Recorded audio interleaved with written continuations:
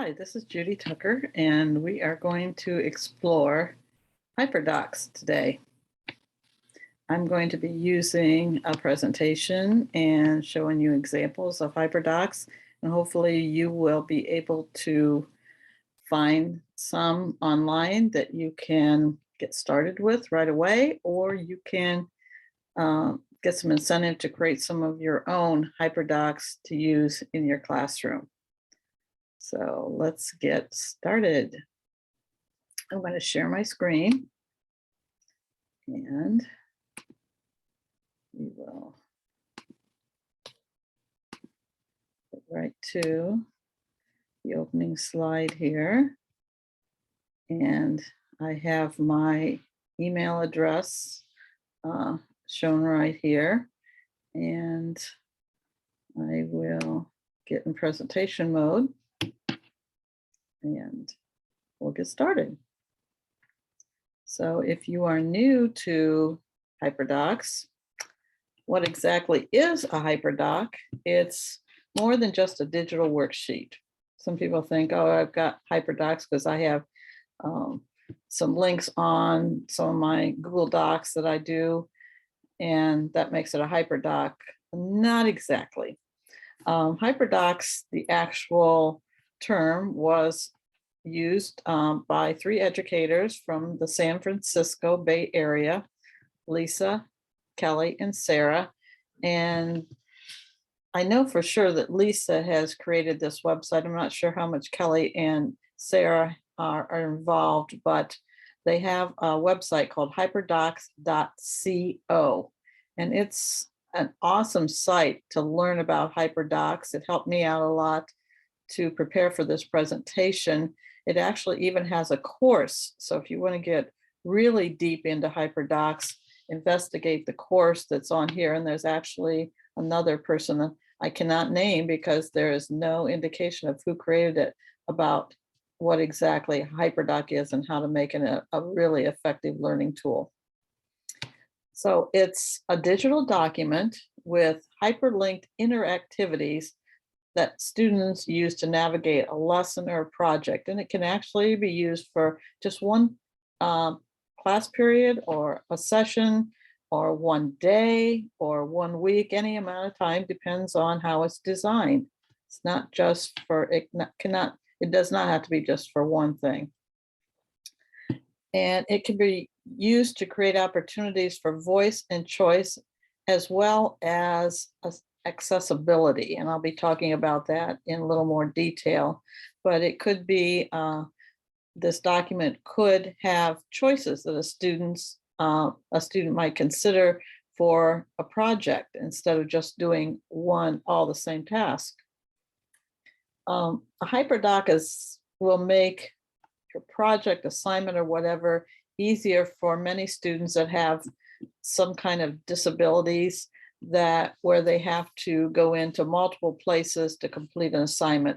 For instance, Google Classroom, where you can post an assignment and you have resources listed under materials, and then they have to go back and they have to get a document, make a copy of a document for themselves or for their group.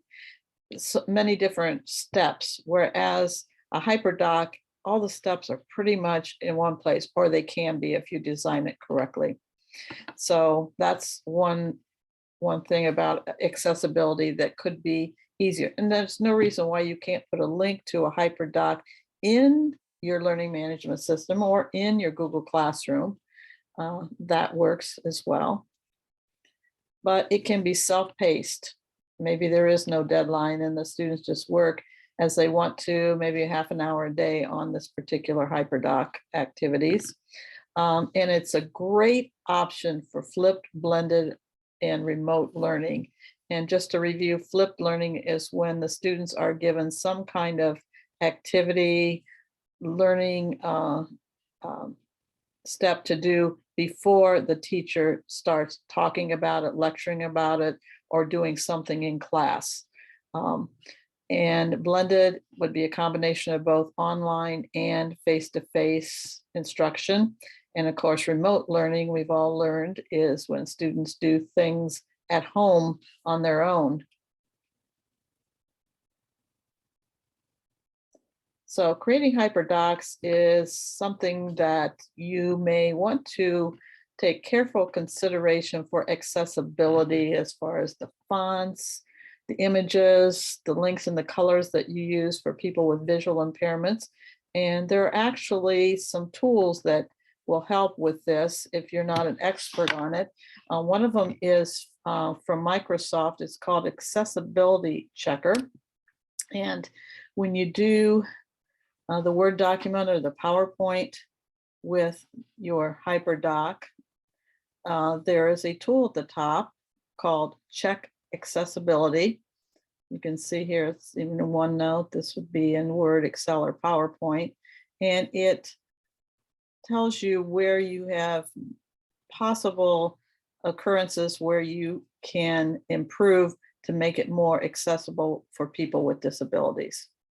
It's a free part of it. It's nothing you add or like an extension or an add-on like in Google Docs, but there is one in Google Docs that is free. There is a free version. It's called Grackle Accessibility, and it is an add-on, which is a little bit different than an extension. You have to go into the add-on and apply it. It's called Grackle for Google Docs, and it gives you little red or green. Of course, the red is there's things that you could improve, and the green means good to go, and it looks at the images, the headings, the tables, of the content that you have. And like I said, it is a free add-on that you employ. And another one that you might consider are two extensions. They do very similar things, and you might provide a link to Google Read and Write, or have your students with disabilities install that so that they can simplify, make that HyperDoc that you've created easier to use. And there's all kind of things that it adapts a document to make it easier. Again, there is a free version and there is some premium versions, but teachers can get a free copy of the extension Google Read and Write with all the free, the features are available if you apply. It was at the bottom of that link. Sorry, I didn't go down to show you at the bottom. It tells you how to apply for it. At the bottom in the Google Chrome store, if you go down and click the read more, it's right here. Install Read and Write, Google Read and Write for Chrome, free premium subscription to all educators. And it tells you how to do that, the link to go to. That's helpful. And another company has one called Google Snap and Read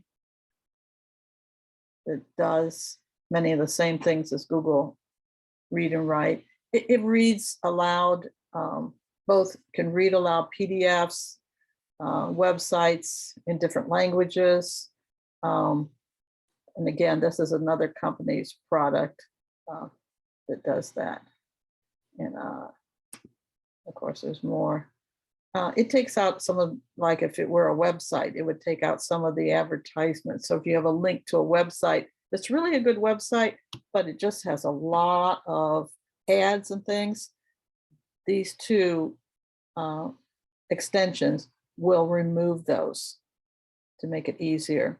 So consider that when you are making a HyperDoc link to a website that, like I said, may be really good, but yet some of your students might be distracted easily.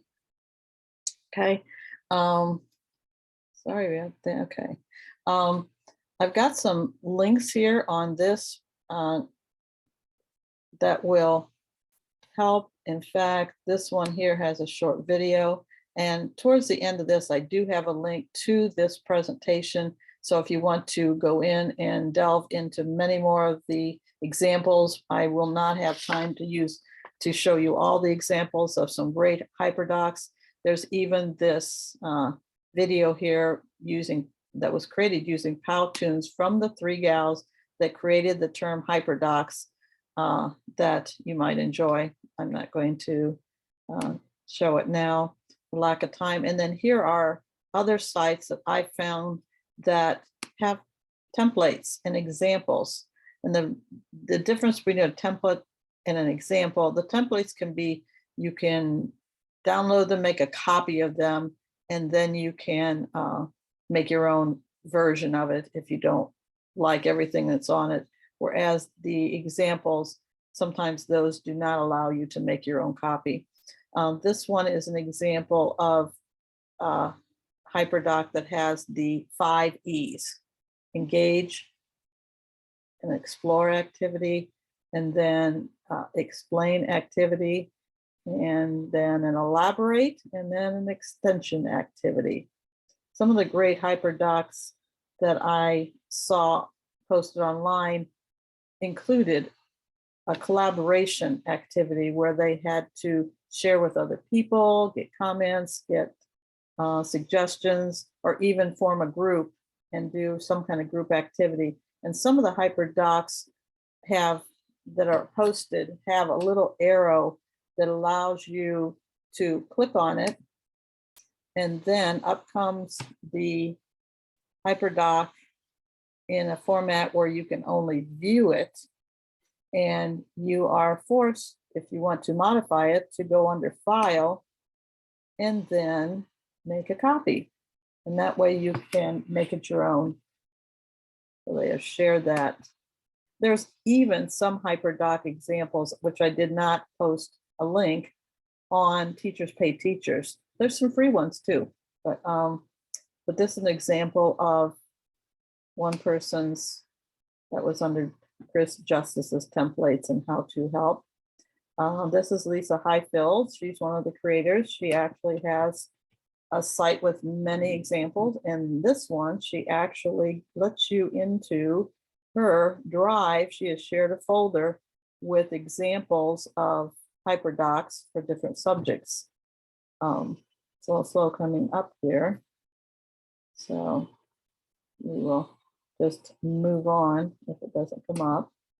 An IT department from Plano, Texas has some templates here, and the famous author from Indiana, Matt Miller, here we go on the HyperDocs from him. He has examples of engaging HyperDocs. I don't know if any of you have explored his book, Ditch That Textbook, but he's famous for that. But he has 20 different examples, different subject areas of HyperDocs and the activities that are included on it. To click on it, and some of them use other tools, like this one uses Pear Deck. Some of them use Padlet. This one uses Padlet. So just get those closed so they don't pop up again. Okay, and these three here are examples of other HyperDocs that you might want to explore. So here are some examples of HyperDocs for elementary, and I have some for high school. I need to go back. Somehow it skipped over that slide right here, but just to talk about creating your own HyperDocs, you can use a lot of different applications to make a HyperDoc. Just a word processing application such as Microsoft Word or Google Docs, or you can use spreadsheets. I have seen very few examples though of HyperDocs in a spreadsheet, but I'm sure there's a way to do it out there, you know, create things in the cells, because I do tables in a Word document or a Google Doc. One of my favorites though is to use the slides, either PowerPoint or Google Slides. And I'm going to be showing you one from my sister-in-law who created an awesome one for phys ed. She was a K to 8th grade phys ed teacher, and she had an opportunity to have students at home doing remote learning, and took advantage of that opportunity to create a HyperDoc where the students could engage themselves in various activities at home. And also Google Drawing is another one that is pretty awesome to use because of the ability to move things around and make text boxes that you can move and the student can even slide them around. I'll show you examples of that. And if you have a Mac and you have Pages, the spreadsheet for Macs or Keynote, any of those, there's really very few limitations of what you can't use for a HyperDoc. So take whatever you have and look at some of the examples and go from there. So I'm going to look at show you a few here from elementary. I'm not going to show you all. You'll have access to this spreadsheet. So if you want to go in and you want to look at any of these, this one uses a Google Doc, and it shows how you can have your students filling things in the notes column. So it can be interactive when the students can make their own copy and they actually fill in things and then probably share it with a group or with the teacher. And you can see it goes on. There's no limit to how many pages it can. And this one even uses Edpuzzle to as a tool and has a rubric at the bottom. So that's the life cycle. Again, you would hit File and say, make a copy, and then it would be yours to customize any way that you feel like it. Here's another one for elementary on money, and they called it Explore, Create, and Learn. And it's very interesting. It's with a holiday theme, a set of activities that is on a single page. And this one is created by Lisa Highfill, one of the creators of the term HyperDoc.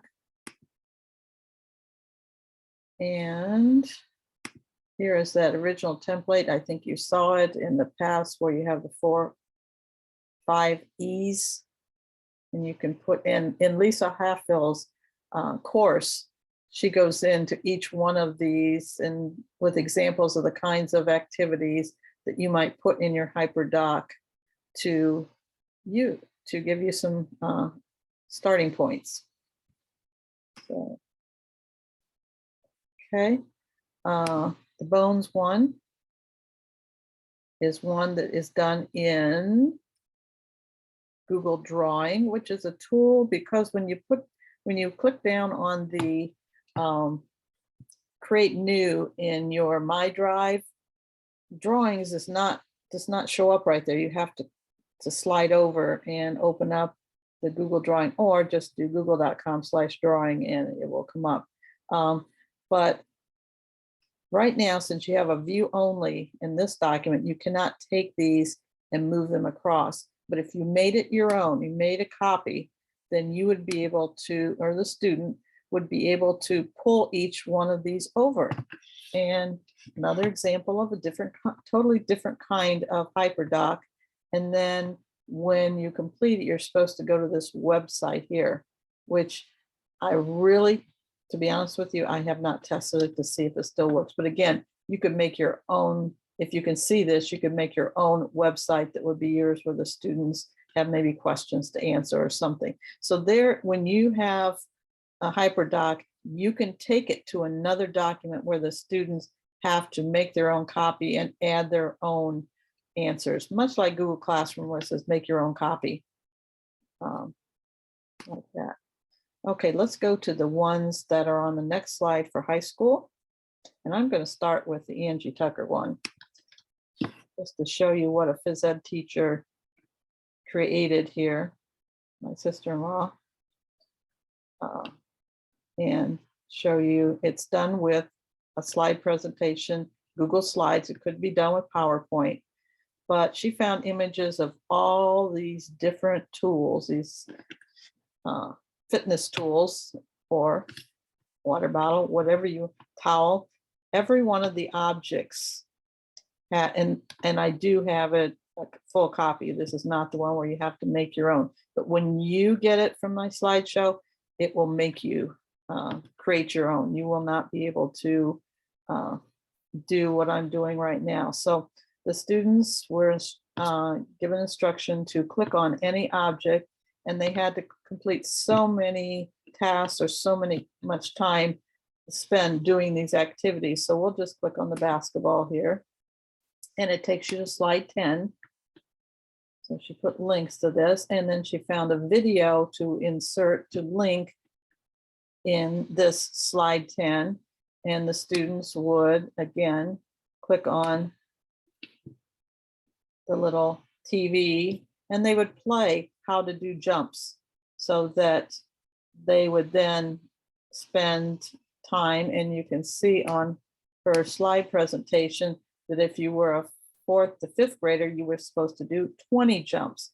And then they had an actual log that they had to keep and turn into her on a regular basis each week, I think it was. And she would give them credit for completing whatever activities, but it was their choice for what kind of activities they wanted to do. Burpees. But if you didn't know what a burpee was, you go to the TV up here, or whatever you want to call it, the screen, and see what a burpee was. She was able to find videos for all these activities, and she's got 25 slides. It took her hours to do. I gave her a little bit of support, but once she got everything around and found all of them. So this was, I call this a super HyperDoc. Thank you, Angie, for sharing it with me. Okay, other ones from other subject areas. Here's a geometry HyperDoc for high school teachers to use with their students. And again, you would have to click File, make your own copy for it to actually be usable, because you have only view rights. But each one of these main activities on the first page here, the 6 activities, go on and you click on each one. And there's an activity to do, some worksheets, some videos to watch. This one's on rectangles and so forth. But again, if you didn't want to complete all these, have your students complete all of them, you make your own copy and you take out the square or the rectangle that you don't want. So there's an examples of many different subject areas here and in those other examples. And here is the, now this link right here, I am going to have to, okay, it's bit.ly.hyperdocs-fcs. Realize that this was done with a school district.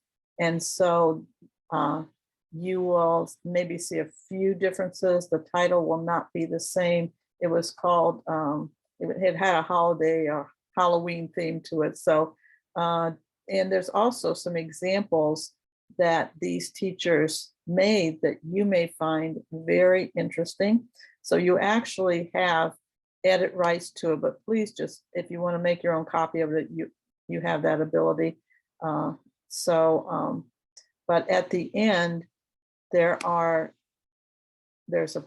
several pages, 3 pages of elementary sharing that they did during these 3 pages here, 14, 15, and 16 are elementary. And then there are 2 pages of examples that high school teachers found on these days. I guess the elementary are the last 3, and these are the 2 high school ones. So, so this is from Findlay High School. Teachers found these different examples when they had hands-on time. This one's very interesting and has a lot more resources than just HyperDocs on the book Outsiders. I taught middle school reading, and I was excited to see some of the activities that were very creative from the teacher. None of the Findlay teachers created any of these. They just found these examples and put these at the end of the slideshow. And as I said, the slideshow has a slightly different title than yours. It's a HyperDocs, a tool to empower digital learning. Theirs was called Text-a-Treat HyperDocs Haunting Hijinks, but it's the same presentation. And so you have the right to go in and look at these examples. And we're running out of time here. So if you have any questions though, here's my email address. I'll try to answer your questions about HyperDocs and Tucker at NWOET.org. And I hope you have learned something and will try a HyperDoc in your classroom in the near future. Thank you very much. I'm going to stop sharing my screen now and hope that you have got some ideas of how to institute this digital tool in your classroom. Thank you so much for being with me today.